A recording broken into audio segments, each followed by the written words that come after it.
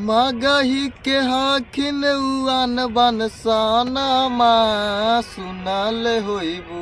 ये power star के कोई भी नाम लेके गाना गावा तो वायरले हो जाए, समझ लू ना। सुनू थोड़ा गाना। नवादा जिला के भावनपुर में भाईल जेकर जनामा माँ सुनल होइबू। गुंजन सिंह के नामा माँ मगही के हाखिन उआन बनसाना माँ सुनल होइबू। गुंजन सुनल होइबू।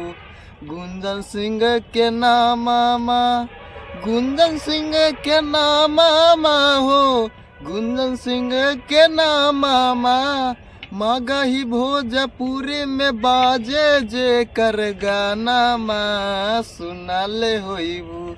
गुंजन सिंह के नामा माँ सबे पर हो गलखिन बारी, इहे तहाखिन पकिया बिहारी। फोक सिंगर गोलू अलवेला, इनका नाम तो जानता ही हो वो सिंगर को। हम ई वीडियो के माध्यम से ये कहा चाह रही ना कि ये गाना जो सुन रहा ना, ओकर बाद एगो ऑडियो गाना यही एक रिकॉर्डिंग हो तो तोरा में प्यार आशीर्वाद देहू ठीक से, ओकर बाद वीडियो लेके अबो, ऐसे प्यार आशीर्वाद बना रखू। नवादा जिला के भावनपुर में भाईल जेकर जनामा माँ सुनल होइबू। नवादा जिला के भावनपुर में भाईल जेकर जनामा माँ सुनल होइबू।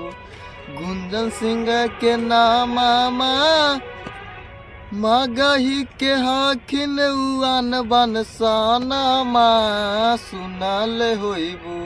गुंजन सिंह के नामा माँ, गुंजन सिंह के नामा माँ हो, गुंजन सिंह के नामा माँ मगही भोजपुरी में बाजे जे कर गाना माँ सुनल होइबू।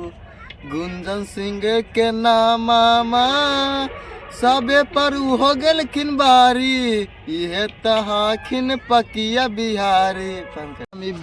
वीडियो के माध्यम से ही बतावले चाह रही हो कि एगो पावर स्टार मगही के पावर स्टार है ना गुंजन सिंह, उनके पर हम एगो गाना लिखल हो।